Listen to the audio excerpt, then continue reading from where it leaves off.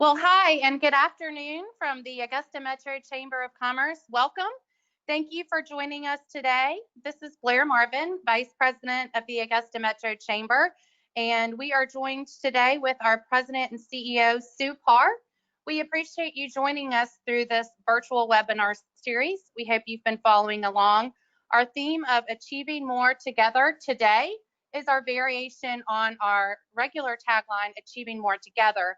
And through this initiative, we've been able to provide you with webinars twice a week, this one being our 10th, as well as regular email communication, daily information, our social posts, and really just keeping with our mission and theme of being informative, providing resources, educating our members, and helping everyone stay connected. So today we are grateful for the leadership of Sue. I think I can speak for our entire team, and our appreciation for how she has guided us and led our chamber to be innovative and to be of great service to our members. And today she's going to share with all of us, all of you online, as well as those that may be listening to this as a recording, the ways that the chamber has responded throughout this period, as well as a nice dues relief program that our board of directors is offering as we go into the remainder of this fiscal year. And so we look forward to all of the updates and information that she's sharing. As a reminder, we will send this recorded webinar to everyone that has registered for today's event following the event, as well as having it posted on our website, along with all of the other webinars that have also been recorded and are shared there as well. So if you have questions during this period, if you will please chat them over or use the questions box part of GoToWebinar. We will then have a session at the end for questions, and Sue will answer all of those. Of course, you can always ask us after the fact if you think of something once the webinar concludes. But again, thank you for joining us. And at this time, I am turning it over to Sue Parr, President and CEO. Sue, thank you. Thank you, Blair, and welcome everybody. We're glad that you could join us this afternoon to learn about a directive that we've had immediately from our board of directors about a month ago, and staff was challenged with a directive that basically said, you know, we are in unprecedented times. We are very concerned about the future, economic future of our community. So our challenge was, you know, how do we support our members at the most critical time that they need support, yet still being able to defer some of that cost to a better time when hopefully better economic times ahead. So I appreciate everyone joining us here today. I have a co-pilot for our presentation today. That's Sarah Best. She's our director of events. I hope that we didn't scare you away when you saw the PowerPoint. I promise it's not going to be death by PowerPoint, because I know all of you have really come for the main event, which is to learn about our dues deferral program. But it's really incumbent upon us to share a little bit about what we have done over the last 5 to 6 weeks in moving through this very disruptive phase of our economy, and what we do see on the horizon for the balance, at least this year, and even moving into 2021. So Sarah, if you want to go ahead and hit the next slide.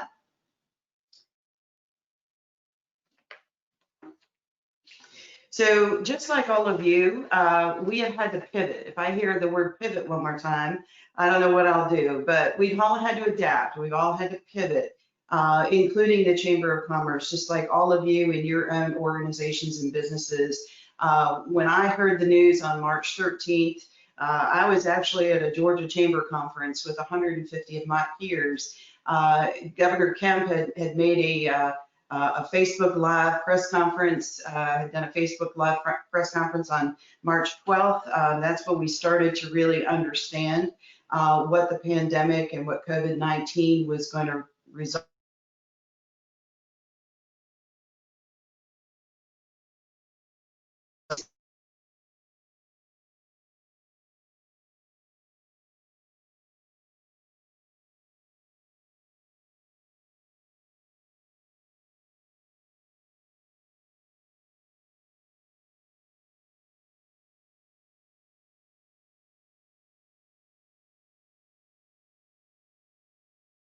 4 things. And I want to take you through just very quickly what those 4 things entailed for us over the last 4 weeks. And of course, our staff has really, they've been working from home, they've been working remotely, and, we haven't really missed a beat.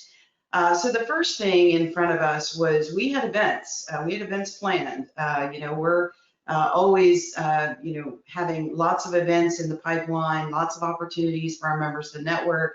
The one that we had immediately in front of us happened to be a Google seminar. It was a Third Thursday Business Builder, and we could easily adapt that into a virtual meeting. So that's what we did. And that was really when we launched our virtual web series and began to consider, okay, how do we use this new interface in interactive format to continue to keep our members engaged. I think one of the first things that I said to our staff and to our board of directors was, we cannot miss a beat. We can't, this is a time where, and it kind of takes me to my number 2, we really have to turn up the volume. We have to have a sense of urgency about this situation that we find ourselves in, and we have to be the rock that everybody can splash up upon, and we're not going to move, and we're going to be there, and we have to make sure that we're there every day. So we quickly launched this series, which is Achieving More Together, virtually, and we decided that twice a week we wanted to make sure that we were pushing out what I call actionable intelligence. One of the primary roles of the chamber over the last 5 weeks has been to be the resource. We get inquiries, phone calls every day from our members looking for information because let's face it, we are on information overload when it comes to this pandemic. And there's got to be somebody out there that's trying to drill it down and distill it into very actionable information that our members can say, okay, this is what I need to do. One of the best seminars, webinars that we did was on the PPP program. That's the payroll protection program that we had over 100 people attend because this was a lifeline through the CARES Act that was really of high interest and very, very important for our members to be able to access. In turning up the volume, we needed a tagline. Interestingly enough, during our annual meeting, we really gathered the theme of achieving more together. We hit record-breaking membership levels in 2019.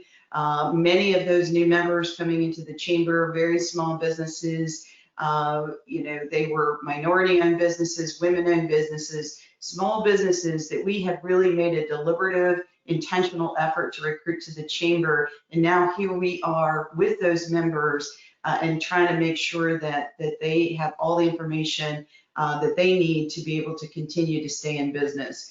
The Shop Local program that we immediately launched, which is a grid on our homepage at AugustaMetroChamber.com, was very, very helpful. We reached out to all of our members. We knew that hours of operation were changing. We knew that some of our retail stores still were going to be doing business online.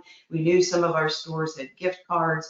We knew that stores were doing curbside and takeout and all of those things. And so it was really important for us to do the whole Shop Local, make sure that we were just rattling cages to make sure that everybody was getting the message of how important it was to support our local economy. What we didn't want was people to go underground because during these times there is a tendency to just go underground and I'll deal with it tomorrow. But our job really has been to be rattling the cages, making sure that everybody understands that choices that we make now and the choices that we made over the past 5 weeks, and of course choices that we're going to make in the future have a lot of impact on how our community continues to be successful and hopefully recover in a very accelerated fashion.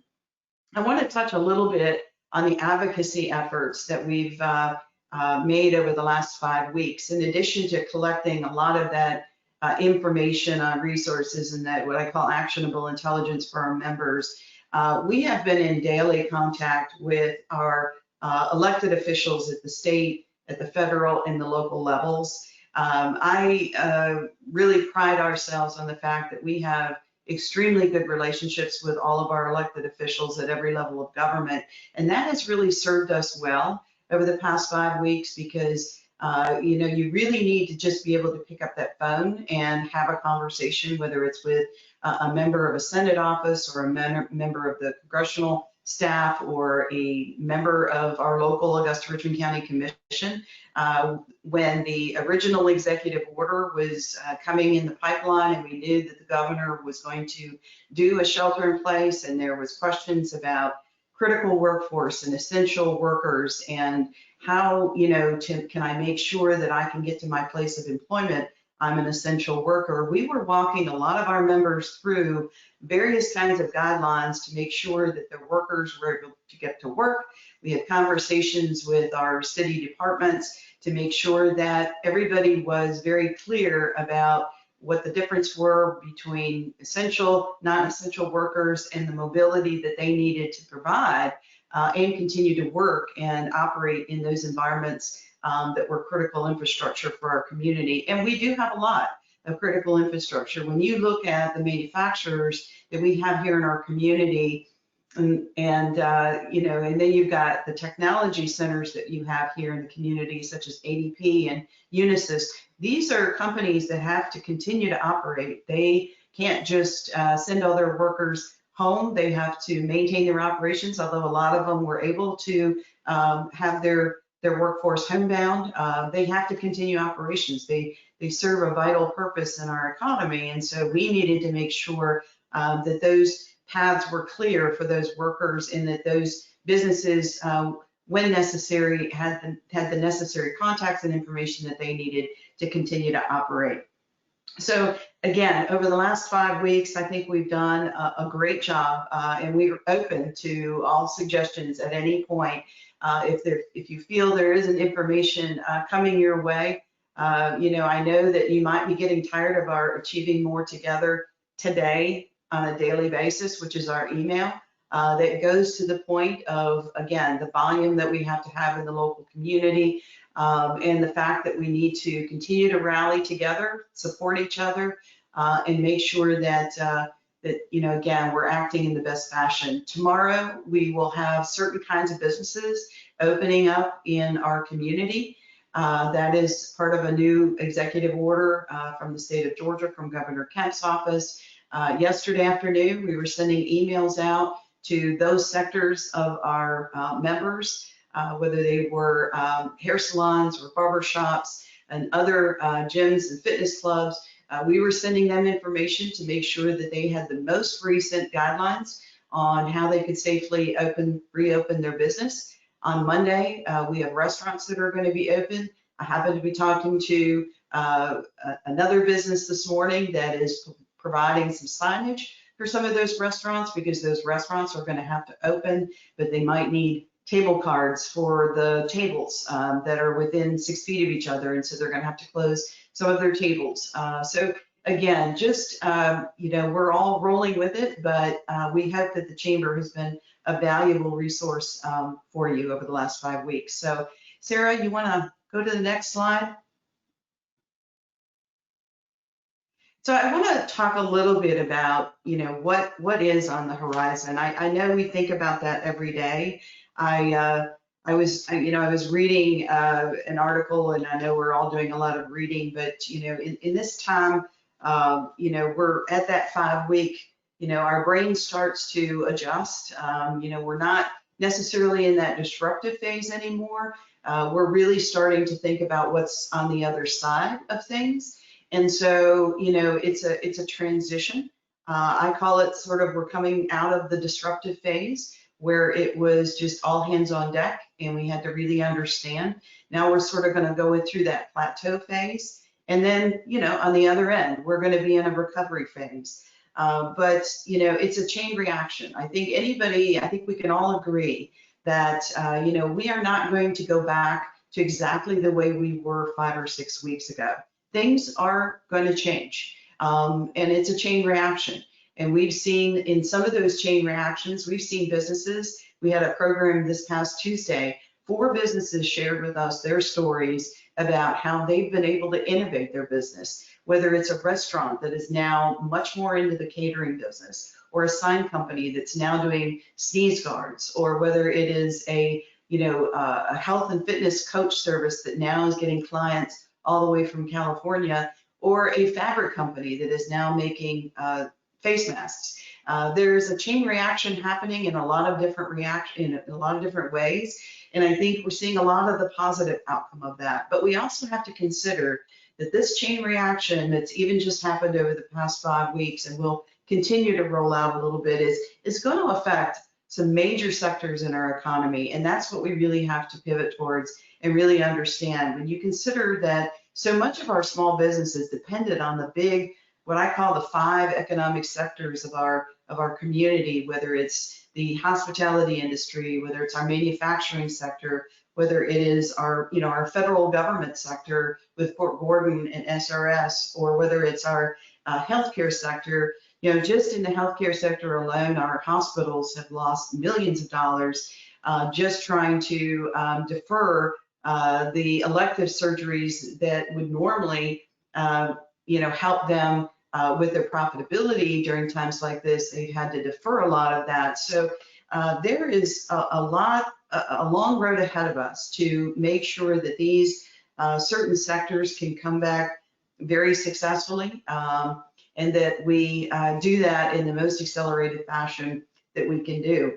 We had an interesting program yesterday with our manufacturers because of, again, as I said earlier, a lot of our manufacturers here in the community were considered essential to continue operations. And so when you look at the unemployment numbers in our manufacturing industry, it's not as bad as some of the others, like hospitality, where we actually had almost 2,000 people laid off in the hospitality industry. So there's going to be some sectors that are actually, have adapted and will continue and be able to continue pretty successfully. I will tell you one thing that I learned the other day, yesterday with our manufacturers, is that, it's something really inherent in the business community. Once a business changes and adapts, it really isn't something that they're not going to just change back again.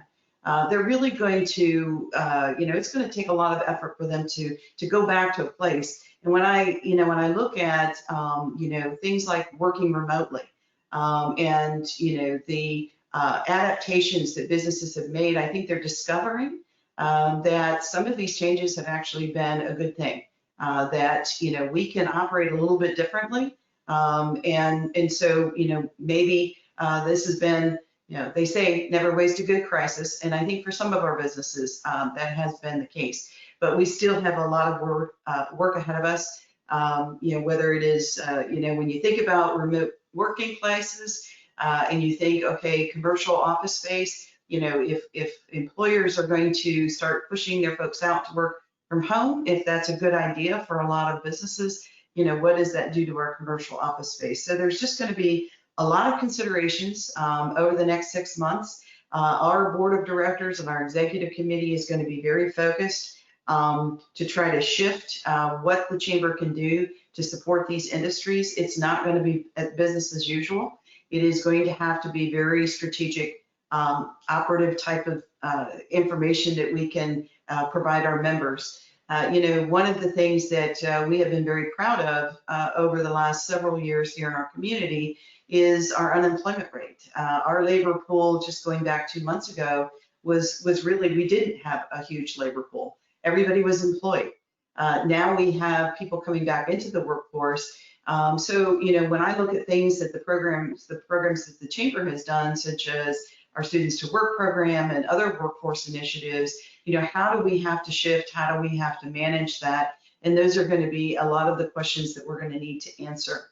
I want to address Voice for Business because, it's interesting to me as I watch a lot of these stimulus packages going through Congress right now. And certainly, we need those lifelines. There is no way that we can get back on our feet without the help of our federal governments. But one thing the business community does know is that with one hand they giveth, and then sometimes with the other hand they taketh away.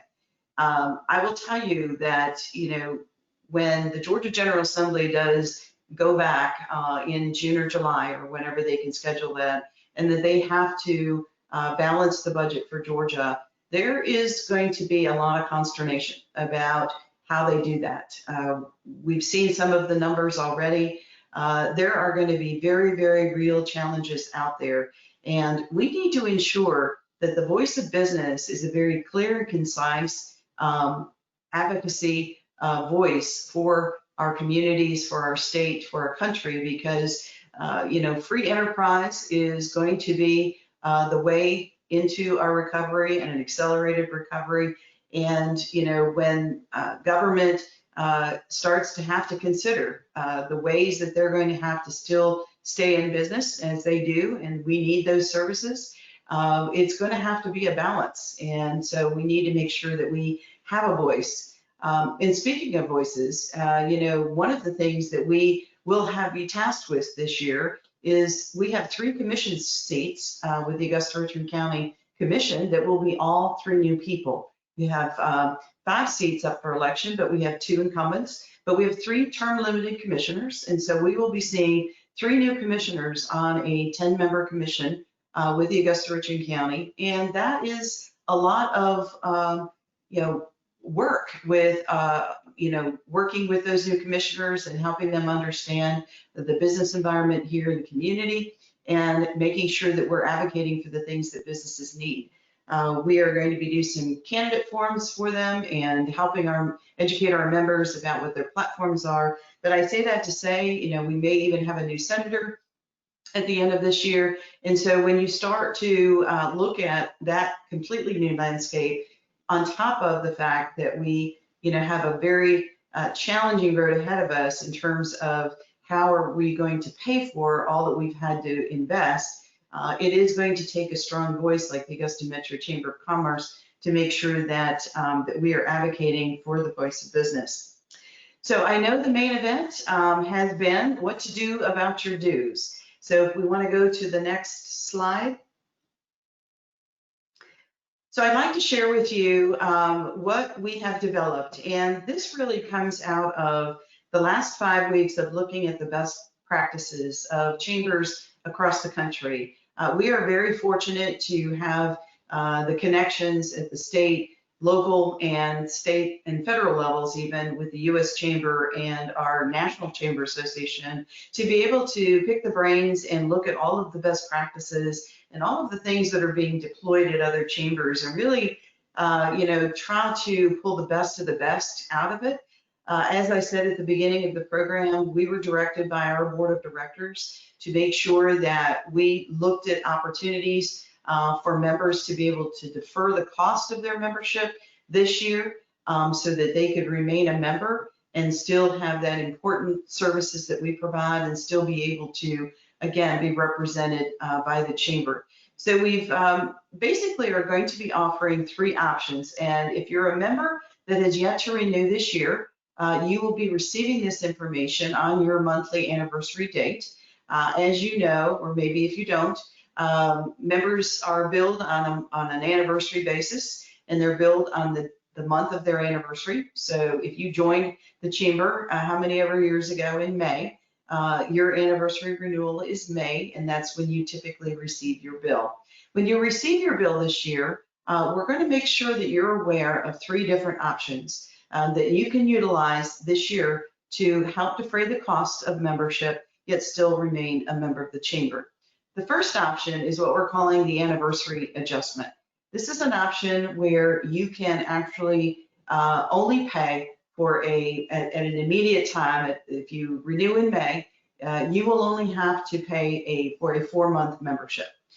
This is an option that we think will be very attractive for companies that, especially our smallest businesses, that may not have the funds available to pay all at once. And by deferring and incrementing your anniversary date, you can do that on a 3 times per year and be able to, again, break that cost out into much more manageable payments.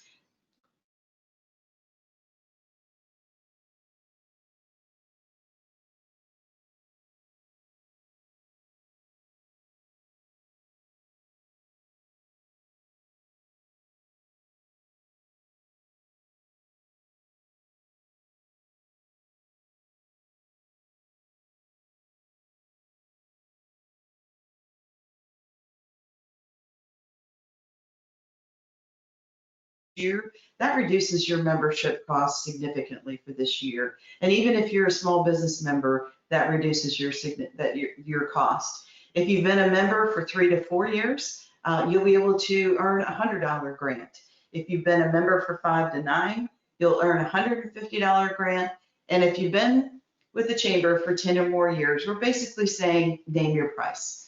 We want you to be a member. We want to make sure that we maintain the level of achieving more together that we have achieved. And we want to make sure that every business has an opportunity to participate in the chamber at this most critical time. The third option will be a convenient monthly payment plan. This is something that was actually on our radar before the pandemic crisis, and something we were likely going to be implementing in any event, and that was really a monthly payment plan. We have a lot of members that would prefer just to be able to allocate that cost over 12 months and really, again, have a much more manageable payment than trying to cover a larger bill once per year. So you will be able to essentially provide us with your credit card information. We will keep that on file. We won't bug you every month. We'll just run it until you tell us no. And we hope that this, will be a very easy way. We estimate that that is going to cost the average member about $29 a month. And that, again, is a much more palatable incremental payment for some of our smallest members and even some of our mid-sized members. If you even have a membership that's above $500 or above $600, this is an option, again, where you can allocate and amortize that cost over a year, and we will be very happy and very accommodating to do that for you. And then, of course, the fourth option is no, we're good. We appreciate you asking, but we're in a good spot. We've been able to navigate this very unusual, very unprecedented situation over the last 5 weeks, and our renewal looks like it's going to be in July, and we're going to be in pretty good shape. But we want people to know that it is very, very important that we want you as a member. We want you to stay as a member. We are going to make an investment in this by offering all of these options. We are going to be using the healthy reserves that we have built up over the years, and that's exactly what they're for. When I talk to our executive committee and they say, okay, this is going to be an investment, absolutely. You have invested in us. It's our turn to invest in you, because the important part of this is that we want to maintain a strong business community where every member has a voice and every member has an opportunity to learn and grow and be successful and to be a part of that recovery effort that we want to accelerate so quickly. So with that, I am happy to answer any questions. Blair? Thank you, Blair. Thank you, Sue. I think we lost Blair. She's trying to reconnect, but we did have one question. It's, does our business taking the grant hurt chamber funds? We have enough reserves that we are prepared for that. And again, that's what I said. We have a very healthy reserves. You have invested in us over the years. We have been good stewards of your investments. We have made sure that we have planned for this kind of an event. And so at a time when we feel it's important to reinvest back in you, that's what we want to do.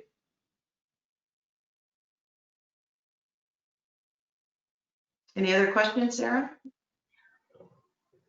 No, I currently do not have it. Does anyone else have any other questions they would like to ask? They can send them over.